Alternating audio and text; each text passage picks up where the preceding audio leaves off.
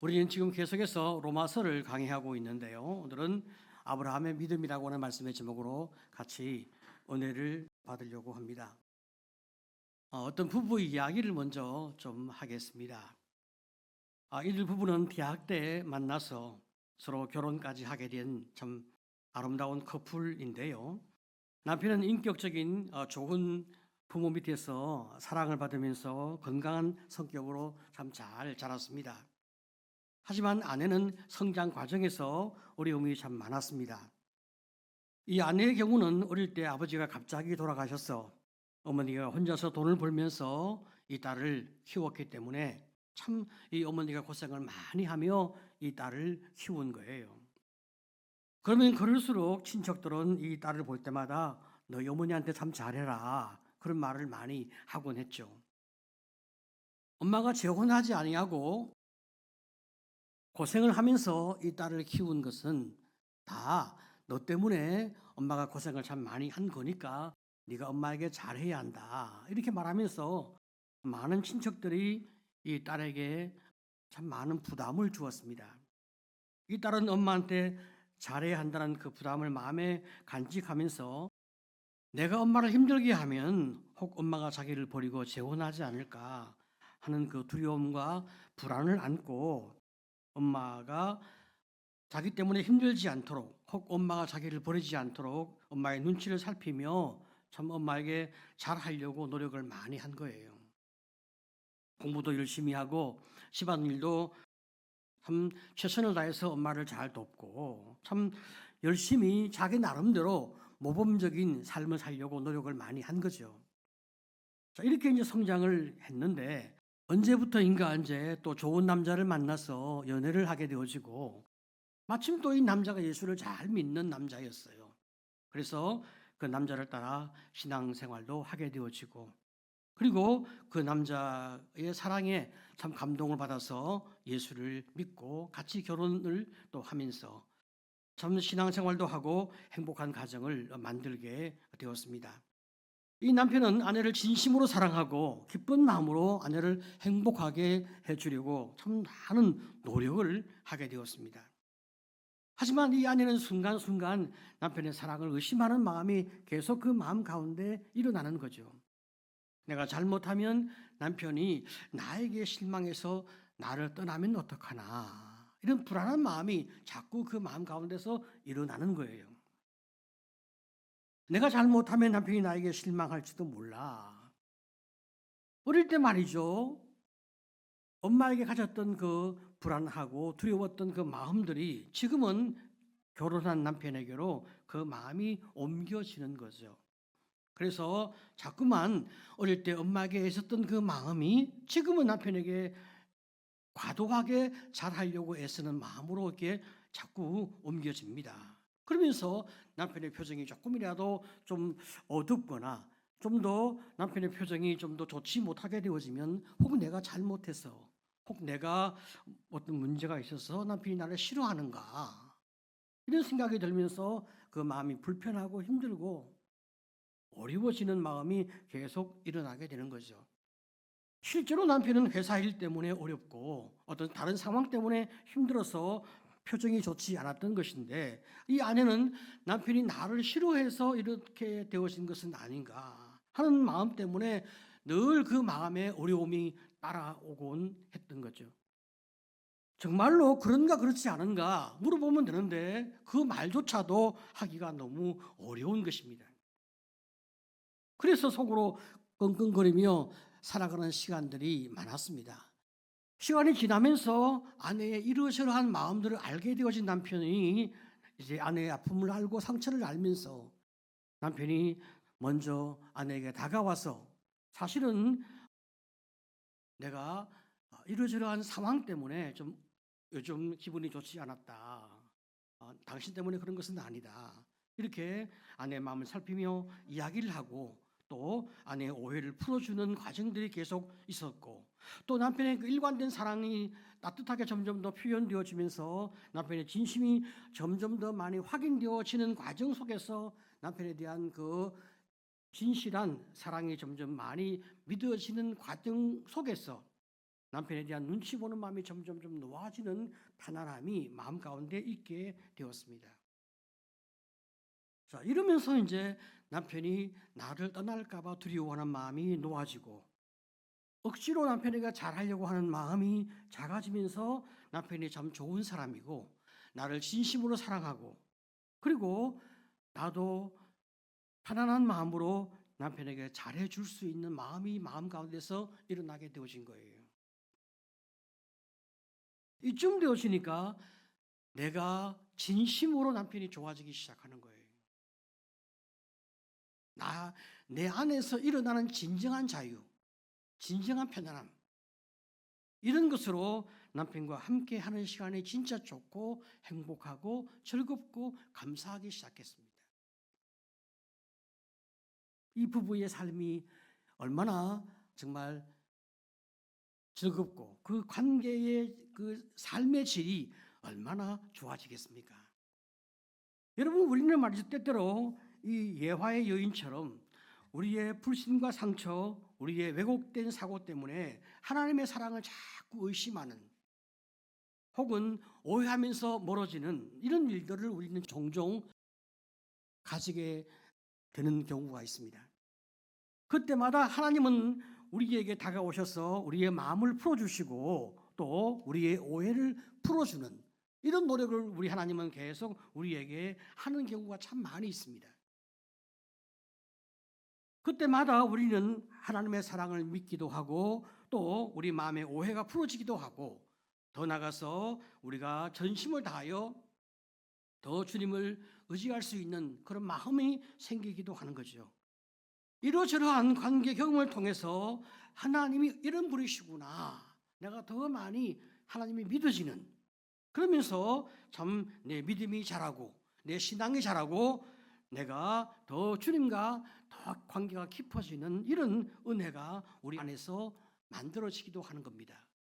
자, 이런 과정을 우리가 믿음의 성장 혹은 믿음의 어떤 성숙 이렇게 우리가 이야기하기도 하는 거죠.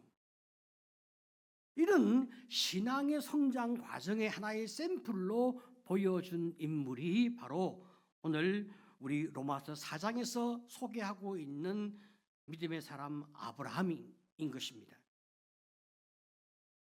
로마서 1장은 말이죠, 모든 인류의 죄를 이야기하고 있습니다. 2장에서는 유대인의 죄를 말하고 있고요. 3장에서는 예수를 믿음으로 말미암아 우리가 얻게 되어지는 의로움, 그 의로움을 공짜로 하나님이 주신 선물이다, 그렇게 이야기를 했습니다. 모든 인간이 다 죄 아래 있었고 유대인도 죄 아래 있기 때문에 인류가 다 죄로 말미암아 정죄를 받아서 영원한 심판 가운데 있어야 하지만 예수님께서 우리에게 주신 그 공짜, 어렵다 하신 그 은혜 때문에 예수를 믿는 모든 사람은 구원을 얻는 이런 놀라운 축복을 받게 되었다. 이 사실을 이제 로마서 3장이 우리에게 말해주게 되었습니다.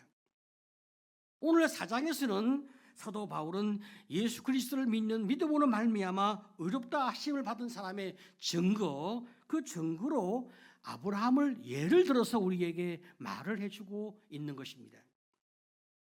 여러분, 유대인들은 말입니다, 자기들이 하나님의 선택을 받은 아브라함의 자손이다 라고 하는 사실에 대하여 엄청난 자부심을 가지고 살았습니다. 그런데 유대인들은 구원이 말이죠, 율법이나 할례를 지켜야 구원을 얻는다, 이런 엄청난 오해를 갖고 살았습니다. 그래서 사도 바울은 구원에 관한 유대인의 그 오해를 풀어주기 위하여 아브라함의 구원을 중심으로 세 가지 논리적 접근을 하고 있는 거죠. 유대인의 그 오해를 풀어주면서 인류가 가지고 있는 오해가 함께 풀어지는 거예요. 자, 그러면 첫 번째 어떤 오해가 있냐? 자, 아브라함은 행위가 아니라 믿음으로 구원을 받았다. 이것을 이제 성경이 제시해주고 있어요. 유대인은 행위로 구원을 받았다, 그렇게 생각하고 있는데 성경은 뭐라고 말씀하냐? 아니야, 아브라함은 행위로 구원을 받은 것이 아니라 믿음으로 구원을 받았다. 그렇게 이야기를 우리 성경이 하고 있단 말이죠. 자, 로마서 4장 2절 3절 말씀 우리 같이 한번 읽어보도록 하겠습니다. 자, 시작. 만일 아브라함이 행위로서 의롭다 하심을 받았으면 자랑할 것이 있으려니와 하나님 앞에서는 없느니라. 성경이 무엇을 말하느냐? 아브라함이 하나님을 믿음에 그것이 그에게 의로 여겨진 바 되었느니라. 네. 아브라함이 말이죠. 자신이 무슨 의로운 행위를 해서 그것 때문에 자기가 구원을 받았다.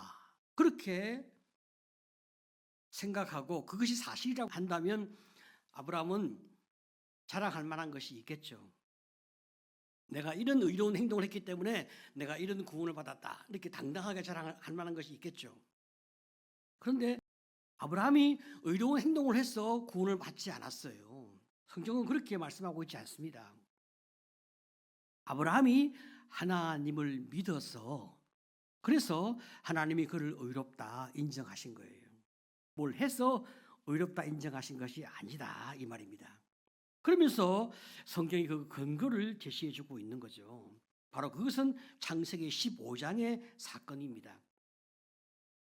아브라함이 말이죠. 75세에 이제 하나님께서 자녀를 주겠다 약속을 해서 아브라함이 하나님의 말씀을 듣고 자기 고향에서 가나안 땅으로 이제 온 거예요. 여러분 나이 75세까지 아브라함이 자식이 없었습니다. 그런데 하나님께서 네가 내 말을 잘 들으면 내가 너에게 자식을 주마. 그래서 아브라함이 나이 75세에 이제 하나님 말씀 듣고 가나안 땅에 온 거예요. 그런데 10년이 지났어요. 85세가 되도록 하나님 자식을 안 줬어요. 아니 정말 75세에 자식을 주겠다고 약속했는데 10년 동안 자식을 안 줬으면 얼마나 실망스러워요. 그런데 하나님께서 아브라함에게 창세기 15장 5절에 이렇게 말씀하시는 거죠. 그를 이끌고 밖으로 나가 이르시되 하늘을 우러러 무뼈를 셀 수 있나 보라. 또 그에게 이르시되 내 자손이 이와 같으리라. 아니 75세에 자식을 주겠다고 해놓고 10년 동안 자식을 안 줘놓고 밖에 나가서 하늘을 봐라, 무뼈를 봐라, 셀 수 있냐? 내가 너한테 이렇게 많은 자식을 주겠다. 그렇게 이야기하잖아요. 그런데 아브라함이 말이죠. 하나님이 그렇게 말씀하실 때 15장 6절 아브라함이 여호와를 믿으니 여호와께서 이를 그의 의로 여기시고 하나님이 그렇게 말씀하시니까 아브라함이 하나님 말씀을 그냥 믿었어요.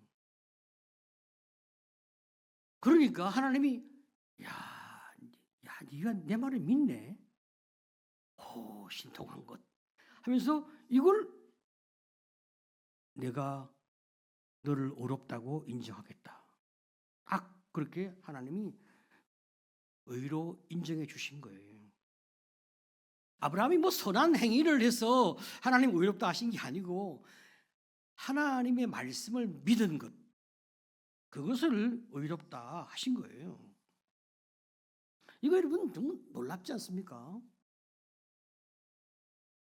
아브라함이 어떻게 믿었을까? 전능하신 하나님이 그렇게 말씀하시니까 그냥 믿은 거예요. 하나님이 약속을 지키겠지. 그분은 전능하시니까 한번 말씀하시면 끝까지 이행하실 거야. 그냥 믿자. 믿은 거예요. 그 믿은 것을 하나님이 의롭다. 그렇게 하신 거예요. 여러분 우리가 하나님 앞에 의롭다 함을 받은 것도 마찬가지거든요. 우리가 스스로 의롭게 살지 못해서 우리는 구원받을 자격이 원래 없었어요. 우리가 율법을 100%다 지키면 우리는 의롭은데 우리는 율법을 100% 다 못 지키니까 우리는 의롭지 못한 거예요. 그런데 예수님이 나의 죄를 대신하여 십자가에 못 박혀 죽으셨단 말이죠. 그리고 부활하셨어요. 그것을 우리가 믿었단 말이죠. 내가 너를 대신해서 내 아들을 죽여서 너를 대신해서 희생시킨 거야. 하나님이 나한테 그렇게 말씀하실 때 내가 예, 고마워요 주님, 감사해요, 내가 믿어요. 딱 그렇게 내가 말을 하니까 하나님이 딱 나를 보더니 네가 내 말을 믿네. 그래, 내가 너를 의롭다 할게. 네가 내 말을 믿는구나. 내가 너를 의롭다. 이제부터 내가 너를 죄 없다 하겠어. 그렇게 말씀하신단 말이죠. 창세기 15장 6절에서 여호와를 믿으니 여호와께서 이를 그의 의로 여기시고 믿으시기를 축복합니다. 여러분, 이래서 우리가 예수를 믿음으로 의롭다 인정을 받게 되신 거예요. 그런데 여기서 이제 의롭다, 인정한다, 여기다. 여러분, 이 단어는 하나님을 그렇게 인정한다는 거죠. 사도 바울은 말이죠, 아브라함의 예를 통해서 우리에게 믿음이 무엇인가를 정확하게 지금 우리에게 확인시켜 주고 있는 거예요.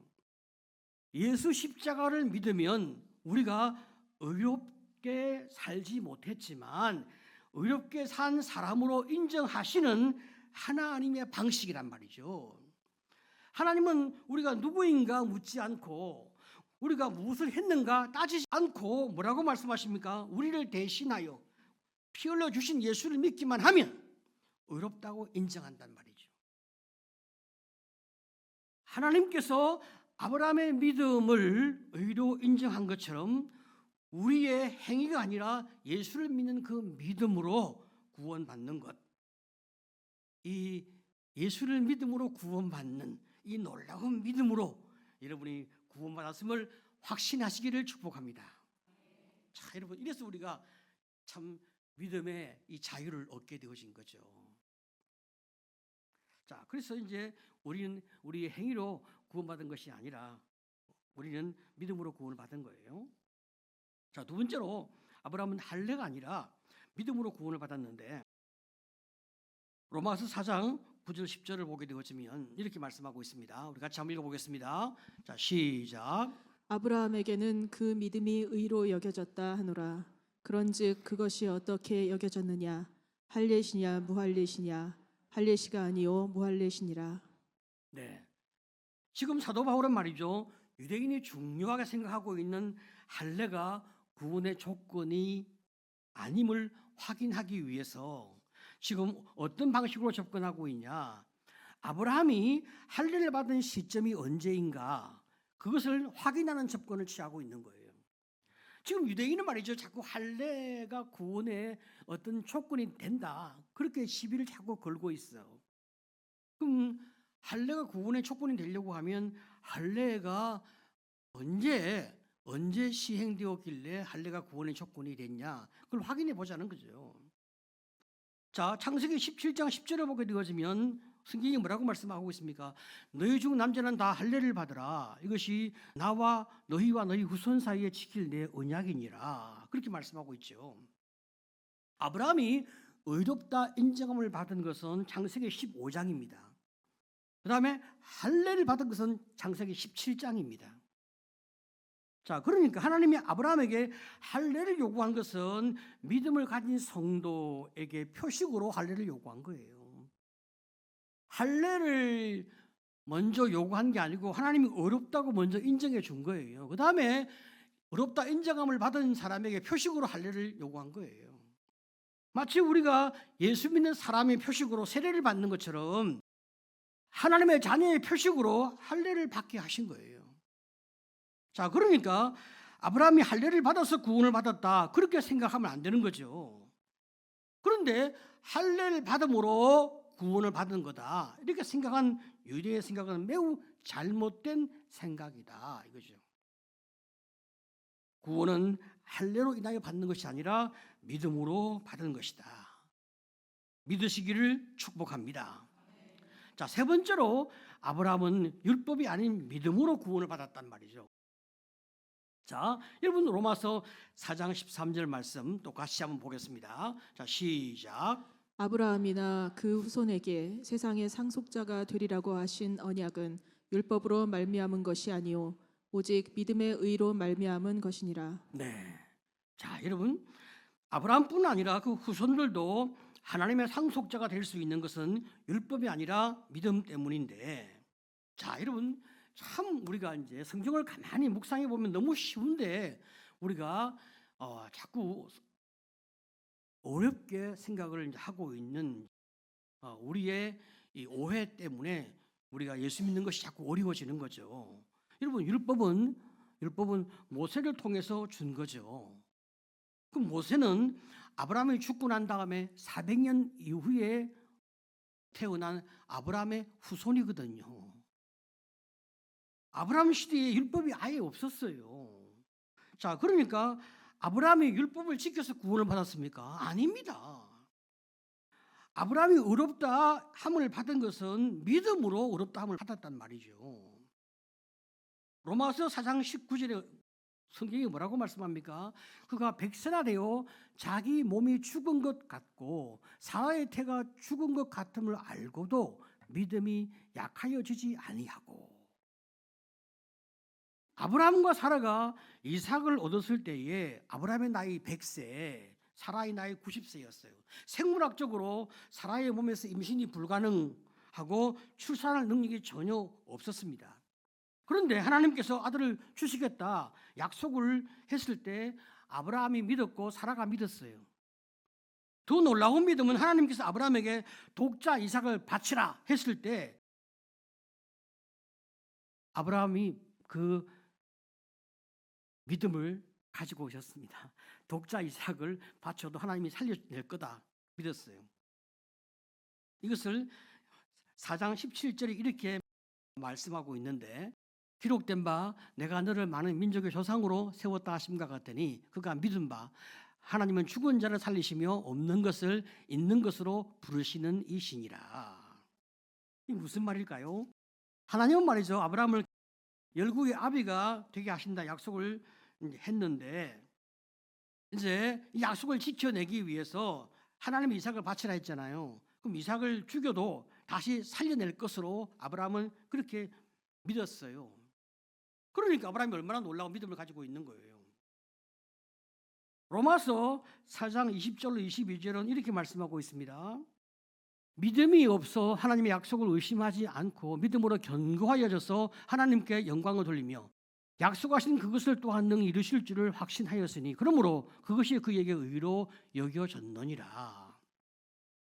이게 하나도 어렵지 않는 게 아브라함이 자기가 아이를 낳을 수 없는 상황에서 하나님이 아이를 줬잖아요. 자기 나이 100세, 자기 아내 나이 90세 아이를 낳을 수 없는데 아이를 낳게 하셨잖아요.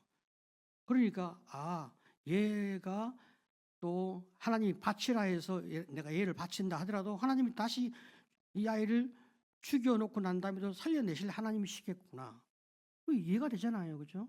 그러니까 하나도 아브라함이 하나님에 대해서 두렵지가 않는 거죠. 그런 믿음이 있는 거예요. 자, 그래서 아브라함이 그렇게 놀라운 믿음을 가지게 되었습니다. 그러면 우리는 너무 감동이 되잖아요. 야, 대단한 믿음이시구나. 그러면 우리 믿음하고 아브라함의 믿음하고 차이가 나잖아요. 그죠? 그럼 약간 우리가 주눅이 들잖아요. 내가 믿음의 생활을 좀 하려고 해봤더니 아브라함의 믿음하고 우리 믿음하고 차이가 나니까 안 되겠네. 이런 생각이 들잖아요. 성경은 우리에게 주눅이 들게 하려고 지금 그렇게 도전을 주고 있을까요? 아닙니다. 자, 여러분 여기 로마서 4장 20절을 같이 한번 다시 봅시다. 자, 여기 보시면 이런 말씀이 있습니다. 믿음이 없어 하나님의 약속을 의심하지 않고 믿음으로 견고하여져서 하나님께 영광을 돌리며 라고 말하고 있는데 여기 20절에 의심하지 않고 견고하여졌다 그렇게 이야기했거든요. 그러니까 보통 사람은 말이죠.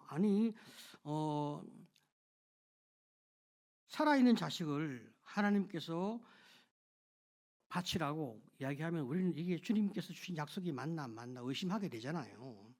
그리고 정말 이렇게 또 바치면 다시 하나님이 또 살려내실 건가 내시지 않을 건가 우리가 굉장히 마음에 고통이 오고 고민이 오고 잠을 자지 못하고 힘들어지는 것은 당연한 사실이거든요. 그런데 걱정이 없고 염려가 없는 견고함이 그 마음 가운데 있었다. 이렇게 이야기하니까 우리하고 좀 뭔가 맞지 않다 이런 생각이 드는 거죠.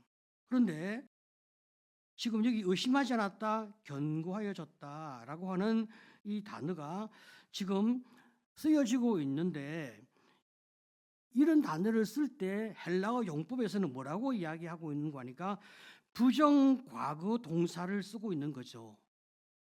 좀 어려운 말로 총괄적 용법이라고 하는 단어를 쓰고 있는 거죠. 그럼 이건 뭘 의미하는 의미로 이런 단어를 쓰고 있냐? 누구라도 그 과정에서는 힘들고 어려울 수밖에 없지만, 그러나 의심이 들고 갈등이 있고 믿음이 흔들리고 유혹도 오고 위기도 있지만, 이렇게 결론적으로 볼 때는 우리가 그래도 잘 해냈어, 이렇게 말을 하는 거죠. 그 모든 것을 가리켜서 우리가 뭐라고 말하냐? 총괄적 용법으로 잘 마무리 지었다, 이렇게 말을 한다는 거죠. 좀 말이 어렵죠, 그죠? 하나님께서 아브라함을 그렇게 이끌어냈다는 거죠. 아브라함은 혼자서는 감당해낼 수 없는 그 길을 하나님이 계속 은혜를 주셔서 그가 그 과정에서 그것을 해낼 수 있도록 하나님이 그를 격려하시고 축복하시고 그를 키워내셔서 마침내 그가 믿음의 거장이 되도록 하나님이 그렇게 만들어냈다는 거예요. 자, 그래서 마침내 아브라함이 하나님이 원하시는 목표가 뭐냐? 믿음의 조상이 되게 만들어냈다는 거예요. 믿음의 샘플이 되도록 만들어냈다는 거죠. 믿습니까? 네. 여러분, 누군가 믿음의 시작을 하는 사람이 있어야 되고 믿음의 과정을 걷는 사람이 있어야 되고 마침내 믿음의 꼭지에 이르는 사람이 또 있어야 되거든요. 이 전체 과정을 보여주는 사람이 있어야 그 길을 갈 수가 있잖아요. 그래서 마침내 축복을 받는 사람이 보여져야 저렇게 시작하고 저렇게 가고 저렇게 나중에 갔더니 저런 복을 받는구나, 그걸 보여줘야 나도 저렇게 가면 되겠구나, 그게 우리가 알 수 있잖아요. 그래서 하나님이 그 샘플로 아브라함을 세운 거예요. 자, 그래서 그가 축복의 통로로서 주님 앞에서 멋지게 세워짐을 받게 되어집니다. 믿으시기를 축복합니다. 네. 자, 그러니까 아브라함이 말이죠, 별 볼 일 없는 사람이었지만 하나님이 그를 세워서 믿음의 조상으로 만들고, 그리고 아브라함의 후손을 통해서 메시아가 태어나게 하시고 아브라함을 통해서 온 민족과 세상이 복을 받도록 하나님이 그렇게 아브라함을 만들어가는 이런 놀라운 은혜를 하나님 우리에게 허락해 주고 계십니다. 제가 설교를 처음에 시작하면서 어떤 부부의 예를 들었습니다. 아내가 남편의 사랑을 의심하여 불안해했지만 남편은 아내를 포기하지 않고 자신의 사랑을 이해할 수 있도록, 또 자기가 아내를 진심으로 사랑하는 것을 아내가 알 수 있도록 그렇게 아내를 잘 이렇게 이끌어주는 그런 사랑의 접근을 했습니다. 남편이 아무리 정성을 다해서 아내를 사랑한다 하더라도 남편은 한계가 있는 사람이니까 언제나 제한이 있고 부족하죠. 하지만 우리 하나님은 너무나 전능하시니까 하나님의 사랑을 남편의 사랑과 비교할 수는 없지만 우리 하나님은 완벽하게 우리를 사랑하시니까 그분은 절대적으로 우리를 도와주시고 이끌어주시고 함께 하시죠. 그 하나님의 절대적인 사랑으로 주님이 우리를 책임져 주시고 이끌어 가시는 그 놀라우신 사랑의 그림들, 사랑의 어떤 이런 여러 많은 사인들은 구약부터 신약까지 너무나 많이 자세하게 우리에게 표현되어지고 있습니다. 그 사랑의 한 표현으로 오늘 우리는 지금 아브라함의 그림을 혹은 아브라함의 어떤 이런 모습들을 통해서 우리는 이제 알게 되어지고 우리 가슴에 와 닿는 이런 은혜를 입고 있는 것입니다. 그래서 마침내 하나님의 상속자가 된 아브라함의 그 놀라운 축복들을 우리는 지금 잠깐 이야기를 통해서 듣게 되었습니다. 로마서 4장 16절은 이렇게 말씀하고 있습니다. 그러므로 상속자가 되는 그것이 은혜에 속하기 위하여 믿음으로 되나니 이는 그 약속을 그 모든 후손에게 굳게 하려 하심이라. 아브라함이 믿음으로 말미암아 상속자가 되었습니다. 그것도 은혜이죠. 공짜로 믿음으로 아브라함이 상속자가 되었습니다. 여기서 은혜에 속하고 믿음으로 되었다는 말은 다 같은 말입니다. 아브라함이 은혜 때문에 믿음으로 하나님의 상속자가 됐습니다. 우리 역시 마찬가지인 거죠. 우리도 하나님의 은혜 때문에 믿음으로 천국의 상속자, 축복의 상속자가 되었습니다. 아브라함이 축복의 통로가 되어서 아브라함 때문에 모든 사람이 복을 받는 것처럼 우리 역시 축복의 통로가 되어서 우리가 받는 복을 우리 때문에 모든 사람이 받도록 하나님이 그렇게 우리의 인생을 이끌어 갈 겁니다. 믿으시기를 축복합니다. 오늘 여러분들은 어떤 복음의 은혜를 누리고 있습니까? 어떤 축복의 통로로 사용되기를 소망하고 있습니까? 아브라함의 하나님이 나의 하나님이시다. 아브라함의 믿음과 축복이 나의 믿음과 축복이다. 내가 그걸 믿고 있다면, 그 아브라함의 축복과 그 믿음이 내 안에 있다면 나도 그것을 더 많이 흘려보내어서 내 원가족, 내 주변의 가족, 내가 아는 모든 사람들에게 그 축복을 흘려보내면서 하나님의 이름을 높이면서 이 땅에 정의와 공의와 평화가 흘러갈 수 있도록 우리가 그 주님의 은혜를 나누어 갈 때 이 땅이 얼마나 주님의 위로와 사랑이 흘러넘칠 수 있지 않겠습니까? 하나님, 우리를 통해서 이곳에 주님의 은혜가 넘칠 수 있도록 주여 축복해 주시옵소서. 우리는 그걸 위해 살아가는 겁니다.